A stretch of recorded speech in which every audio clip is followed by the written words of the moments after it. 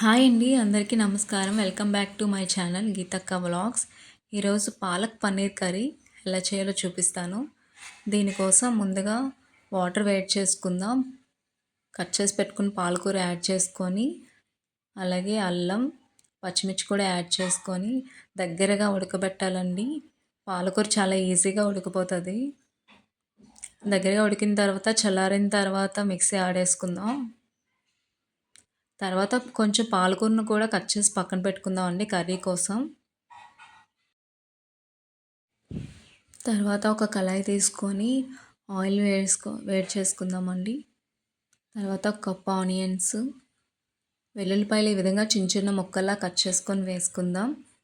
తర్వాత ఎండుమిర్చి, జీలకర్ర కూడా వేసుకుందాం. అన్నీ కలిపి ఒకసారి కలుపుకున్నాక కొంచెం పసుపు, ధనియాల పొడి, కారం, ఒక స్పూన్ శనగపిండి వేసుకున్నాక మొత్తం కలుపుకుందాం. టమాటాలు కూడా ప్యూరీ చేయాలండి. టమాటా ప్యూరీ కూడా యాడ్ చేసుకుందాం. అది కూడా వేసుకున్నాక ఒకసారి కలుపుకొని ముందుగా కట్ చేసి పెట్టుకున్న పాలకూరను కూడా యాడ్ చేసుకొని దానిపైన సాల్ట్ వేసి కలుపుకుందామండి మొత్తం. ఈ కర్రీ చపాతీకి, పుల్కాకి, పరోటాకి మంచి కాంబినేషన్ అండి.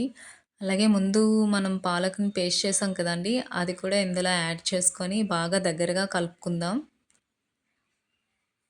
తర్వాత కప్పు మలాయ్ అండి. మలాయ్ అంటే పాలమీగడ, అది కూడా వేసుకుందాం.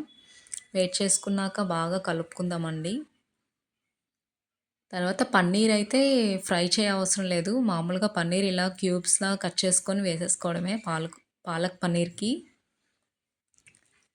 వేసుకున్నాక కొత్తిమీర కూడా యాడ్ చేసుకుందాం. కసూరి మేతి కూడా యాడ్ చేసుకోవచ్చండి. ఎంతో టేస్టీగా కమ్మగా పాలక్ పన్నీర్ కర్రీ రెడీ అండి. Please like, share and subscribe. Thank you for watching. మరిన్ని వంటకాలతో మీ గీతక్క వ్లాగ్స్.